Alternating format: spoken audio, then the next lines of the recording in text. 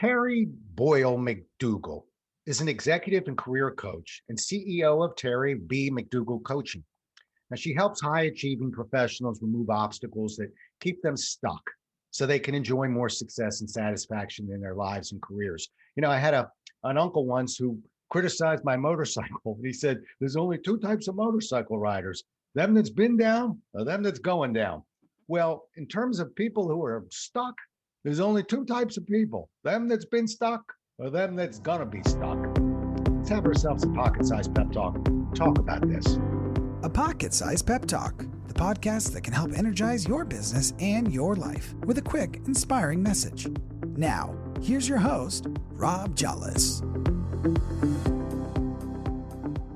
Well, welcome to the show. We've got Terry Boyle McDougall with us. And I've been looking forward to this because I do a little coaching myself, but I'm kind of an amateur at it. So when I can get an opportunity to talk to a coach, I love to get them on the show. For me, I think we're all on a journey of some sorts. So let's come out of the gate with this one. Tell me a lesson or two that you've learned, Terry, somewhere in the journey that you've had that's had the biggest impact on your career or even your life. I think one of the biggest lessons that I learned in my career is that when you're running into an obstacle, ask for help. I think that I got the message growing up that I had to do it all myself. And I'm a pretty, capable person, and I've done pretty well for myself, but nobody can do it on their own 100%. And it's kind of senseless to just, struggle when you could just raise your hand and ask for some help. Yeah, that's a great point. I think it's kind of a case of instinct versus logic. Our instinct is to tell ourselves that, we'll be strong and power through. But logic suggests, of course, that's the perfect opportunity to reach out. So I think we almost have to block the instinct, which is what you're alluding to, and just perform in a more logical manner. And again, that's why we bring in professionals, folks, because sometimes we have to watch our own instincts. I was going to say, Rob, that, one of the things I've noticed is that a lot of times people's biggest weaknesses are their biggest strengths overused. And that's actually an example, right? If you've got grit and you've got determination, that's great, right? But you have to also have the awareness to recognize when using that strength is not going to get you what you need. Sometimes we need to step back and say, what's the appropriate thing to do in this situation? Maybe it's not the thing that you have been doing that's not getting you the result. Wow, that's a really good point. I was raised by a Marine, and I was taught, to be wrong is to be weak. I actually met with a coach once, and I kind of retooled that as an example of to know that you're right, but be on an issue that isn't going to threaten the corporation or threaten individuals, to know that you're right and back it down and go ahead and reach consensus of sorts is strength, not weakness. And that's that. So I think one of the things, at least if I could throw in there, is that sometimes, we're mentored as children, we're mentored by certain people. And I'm a dad too. I get a lot of it right, but I don't get all of it right. Yep. Yeah. I mean, to that point, it's like you got to pick your battles, right? Like you could win the battle and lose the war. And sometimes stepping back and getting the perspective of what's really going on and whether this is going to help you get to your longer term objective is what's really required. Yeah. It's all about hurdles. It's all about going over hurdles. I'm curious, when you're working with people, you hear about our hurdles, but what about you? What hurdles did you personally face, and kind of walk us through how you overcame them? Let's see. I think that one I mentioned, I think my perfectionism was a huge one. Really, I really felt like if I didn't show up perfectly, that I just wasn't valid. I wasn't good enough unless I showed up perfectly. I also, actually, this is something that I work with a lot of people on, that they think that if they just, keep their head down, they're quiet, keep their nose clean, work hard, that they're going to advance. And I thought that for a while. I was very ambitious, but I didn't understand that in order to advance in the corporate world, that you have to step out. You have to allow yourself to be seen. You have to take risks. And I didn't really want to do that for a while. And part of it is because I grew up in a blue collar family. So I didn't really have any role models of like how. I remember one time with my first job talking to my dad, who worked for the phone company and was a union man. And I was talking to him about how I really wanted to raise. And he's like, well, I never had that problem. I'm a member of the union. And I was like, okay, thanks, Dad. That's really helpful about how you ask for a raise. But I had to learn a lot of the lessons on my own. And I think not having somebody that was close to me out ahead on the path to say, this is how you do it, I was a little conservative. Right.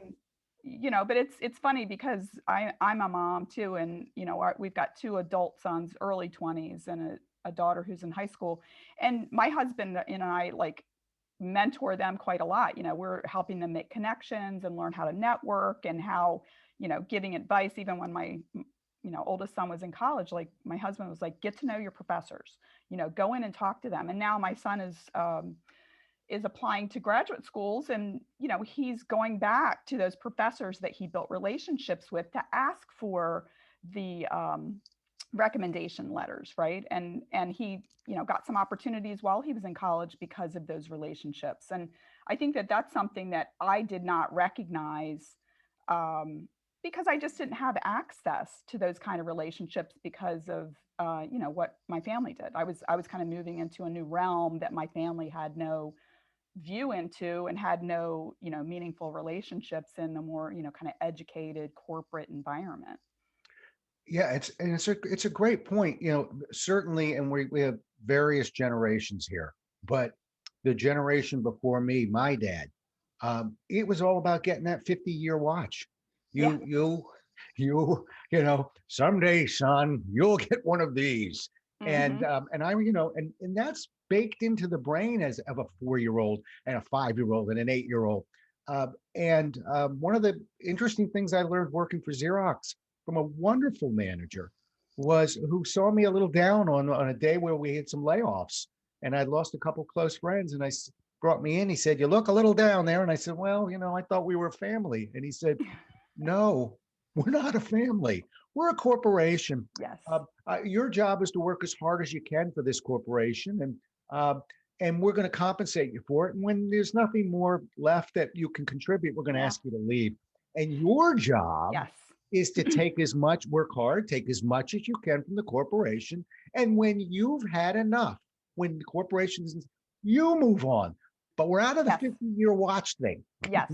Yeah. It's fun. It's funny that you say that, because when I think back over the generations in my family, my grandparents, when I remember when I was getting out of college, my grandparents said, "Get yourself a good job with the government." And I was like, oh my God, that is the last thing on my mind. That did not seem attractive. And then my dad worked for the phone company. He, went to work there when he was 22, and he retired from there. So to your point, right? He didn't quite make it to 50 years, but he's still alive and kicking, living off that phone company pension. Nice. Yeah. So there was something that you said that sparked a thought. Oh, I know. Yeah, that I love that advice that your boss gave you, because I remember I had a great mentor at one point in my career, and thank goodness for him, because he really helped me to see things differently. I had the wrong view of the corporate world. And I remember going to him one time and saying, "This company doesn't value me." And he said, "This company is not a person. This company it can't value you. It's not human." He's like, "If you're looking for someone to value you, come to me.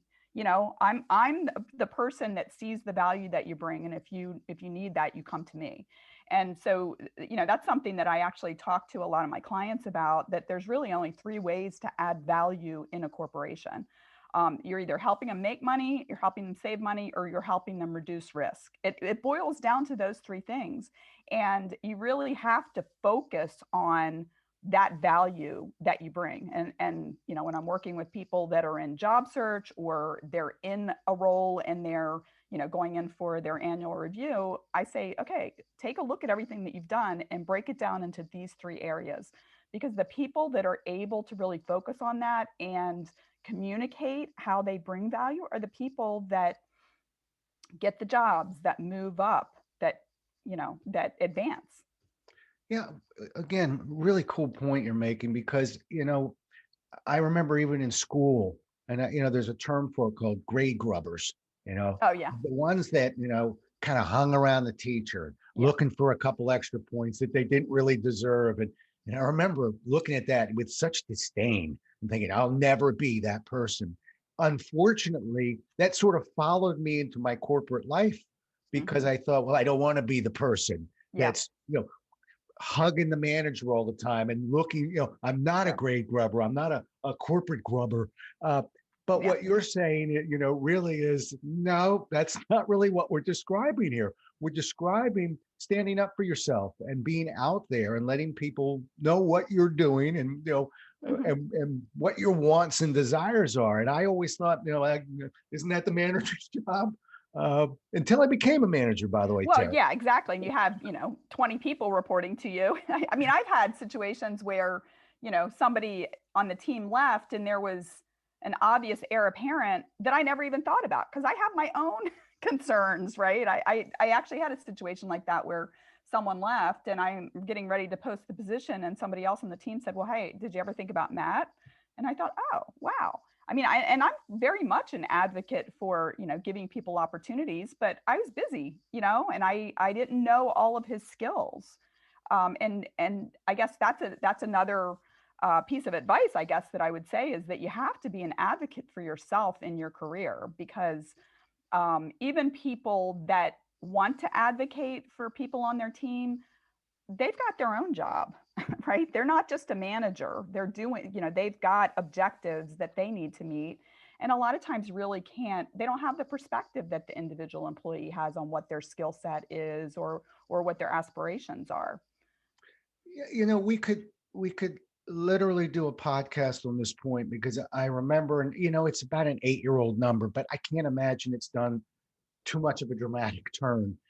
But the percentage of people who leave a job because of a lack of recognition, lack of being Hmm. appreciated. Yeah. Uh, when I saw that number, it was 87%. It dwarfs every other reason. And what Yeah. I'm describing right now is to talk to that 87%, and there's a few more that haven't left that are feeling that frustration of Yeah. uh, it might not be all on them here.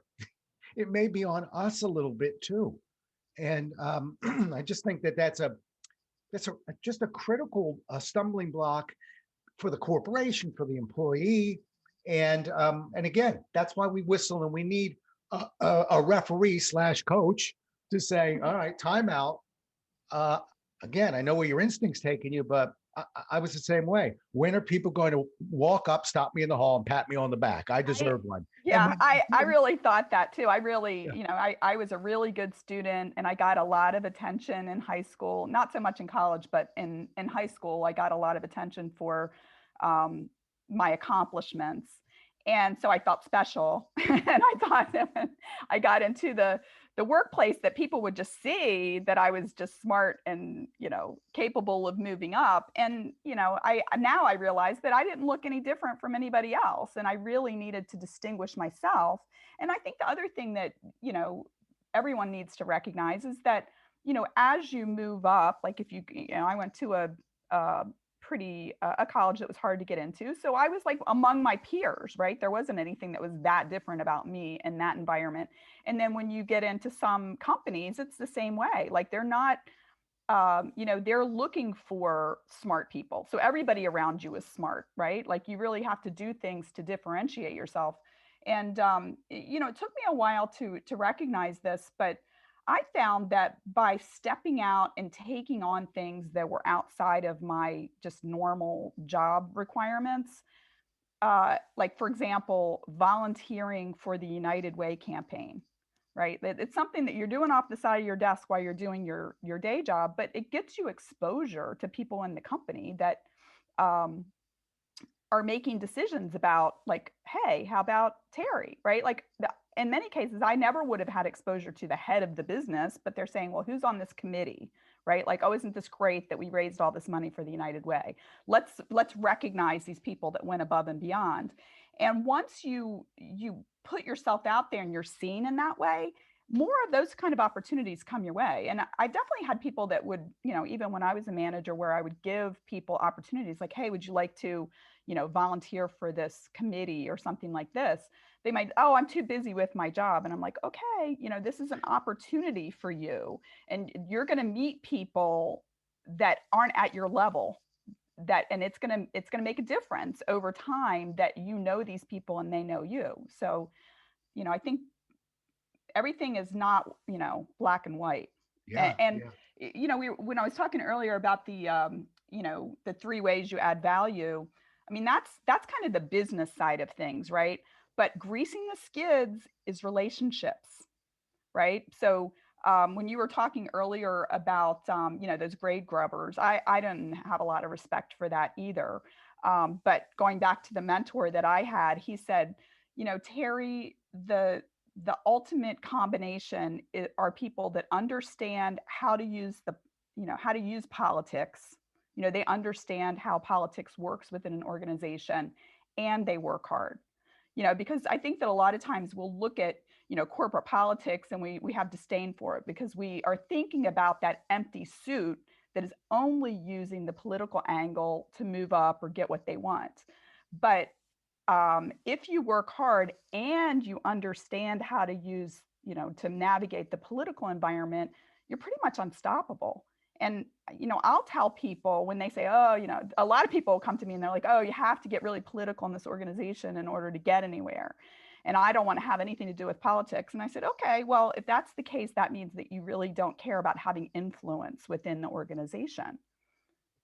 Right. Well, and particularly right about now, the word politics sort of carries a very sort of dark cloud around the word politics. Sure. But I refer to even the soft skills. I've always hated that term. I call them performance skills.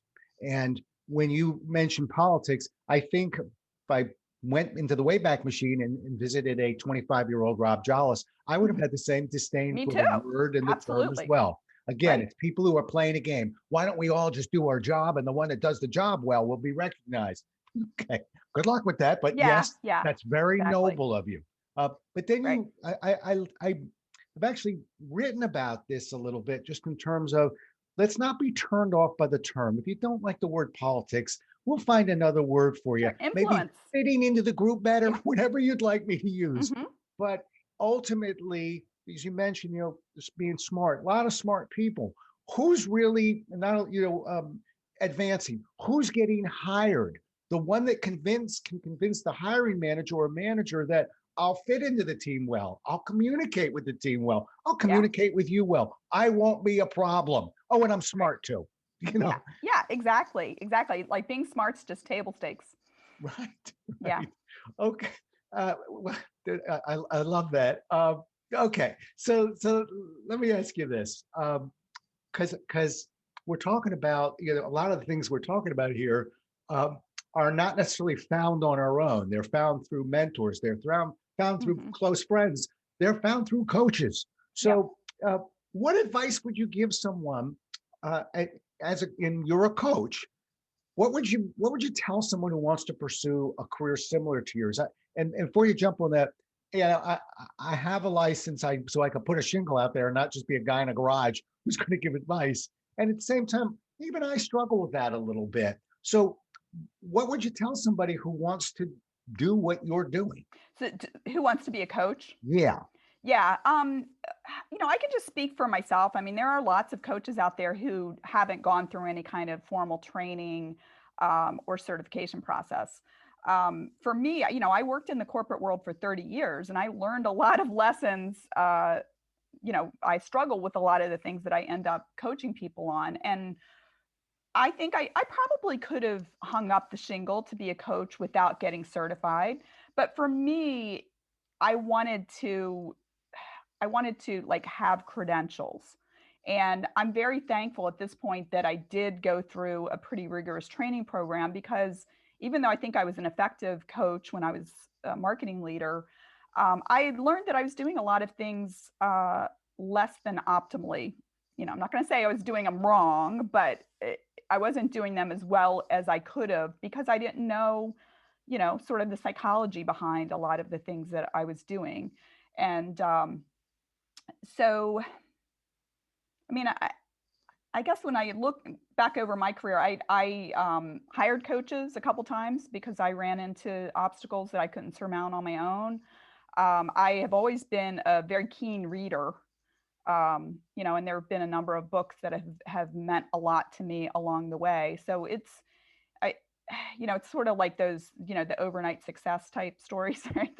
This wasn't, even though I made the pivot in 2017, this is something that I've been on a path to do almost since I was a little kid, because I'm the oldest of four girls. So I'm the big sister.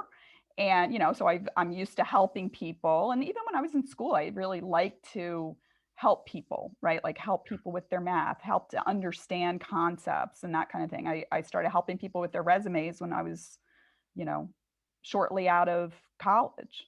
So it's Well, just, you had me at certification. You really did, because for anybody, and it doesn't even have to be coaching. Pick your profession. We all have some natural instinct, and some of us even have a bigger head start than that. It's almost genetic. mhm, Yet we perform unconsciously competently. We perform unconsciously yes, incompetently, and you probably know that scale. yes, I yep, love yep. that model, because a lot of times we don't know what we don't know. And I know that I got, as a professional speaker, got asked to do an auction once, and we went, sure, I'm a talker and everything. And there was a lot of things I didn't know that I didn't know, and Yeah. there were some legal issues that I had to be careful about.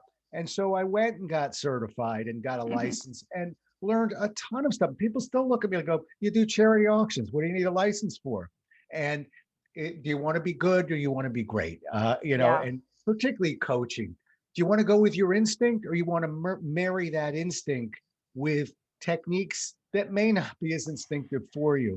So Yes. yeah, Yeah. I'm on the bandwagon with you. I thought, pretty smart guy. I've gone through some stuff. Sorry, that doesn't make me a coach yet. Yeah, I think that as important as the training for me is the community that I joined, Yeah. because once you become a coach, it's not like you don't run into obstacles. I mean, the program that I went through has pretty active alumni group, and I'll tap into it sometimes. If I run into an issue, I'll like go out to the Facebook group and say, hey, has anybody run into this? Or hey, what assessment would you use in this situation? And that it's really reassuring to know that I'm, part of this community of people that are, doing the same type of profession. Yeah. One last thing I'll throw in there is, for me at least, and this was my journey. Uh, okay, we got our certification, we're ready to go. I felt like I needed some time in the cockpit. I felt like I needed some time to Mhm. just fly the plane a little bit. Yeah. And so maybe we can take your idea of that, of volunteerism, and which I'm a big fan of. One of my callings is to help people who are in career transition. But Hmm. that did allow me some time in the cockpit with people who were very grateful for any help that Yeah. we could provide, while I fumbled and stumbled and figured out Sure. the rhythm of what I had learned. There's Yes. learning it from a book, and then there's flying the plane. And so I think a little bit of time, even for people who want to be speakers, I always tell them, go to the Rotary Club. Go, there's plenty of places that would love to hear you speak, and work out the kinks a little Yes. bit. Yeah. And I did that. I definitely did that. I coached a number of people gratis, and I have volunteered at a local career resource center as well. And, it gives you that experience, but it also, feels good to help people who, maybe couldn't afford to pay for a coach. Home run. Yep. Okay, so let me ask you this. If you weren't doing what you're doing now, what else would you do? Oh my gosh. I'm not really sure what I would do. I probably would still be working in marketing, which I still love marketing. Actually, I'm launching a marketing podcast, and well, Has it maybe been what I launched yet? Has it launched yet? actually it launched yesterday. It's called Well, Marketing what's the name Mambo. of that podcast? It's called Let's get it on Marketing record. Mambo, and Say it's it again. Marketing Mambo. Okay, good. It's all about the world of marketing, where I chat with movers and shakers within the world of marketing. That's great. I'm sorry, I don't want to cut you off. Keep going. Oh, I was just going to say that, I guess going back to your question about what I would be doing, you know what? I am a curious explorer, and I worked in marketing for so many years because there's a lot of variety there. There's a lot of problems to be solved. I was able to just be curious and learn and provide value. And there's a lot of parallels with coaching, right? Where I'm helping people solve problems, and it's sort of open-ended. And I have really loved this entrepreneurial journey because I've been able to just follow paths that look interesting to me. I've written a book, I was blogging, now I've launched a podcast. And all right, now slow down there. Slow down. We're coming near the end here. I want to make sure we get all this. First of all, the book is called Winning the Game of Work, Career Happiness and Satisfaction on Your Own Terms. And I'm assuming we can find that at Amazon, right? Yes, that's Okay. on Amazon. All right, keep going.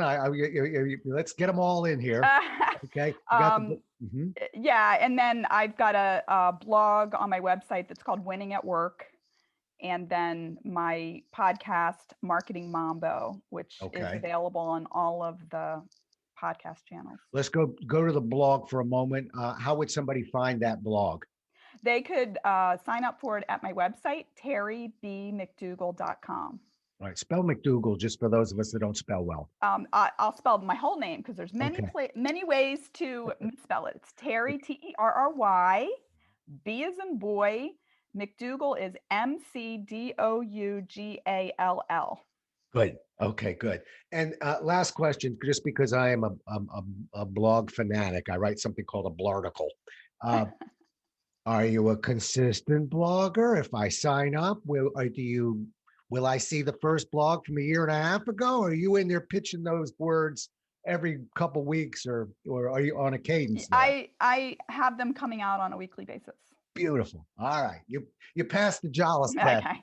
I every time I go to a website, I go blog, I go, let's take a look at this blog. And it's like, okay, from October of 2019. Sorry, You're not a blogger. Good. Okay. Let's finish this way. Is there anything that I should have asked you that I didn't ask you today? Oh my gosh. I'm like always so open. I love just sort of going with the flow. Good. Good. And I can go in any direction. And I certainly saw that. I really do. Down the road, maybe, tail end of this year, I'd love to get back and just get back on that whole recognition piece, that whole, when is the company going to throw me my party? Yes. Because I sure wish I had met you 30 years ago. Yeah, I wish that I had met me 30 years ago too. I wrote about that. I wrote about that in my book, because that's definitely something that, a lot of people, they nurse these wounds about not being recognized. And I'm like, okay, you got to take the bushel basket off your light and let it shine. Right. But also I think people are afraid to do that. I think that sometimes they're afraid that if they let what is special about them show and it's rejected, that's going to feel worse than if they kept it hidden and hoped that somebody sought it out. Wonderful. Well, Terry, it's been an absolute pleasure talking to you today. Really appreciate your insight. And I personally just love the conversation. And folks, I hope you enjoyed it as well.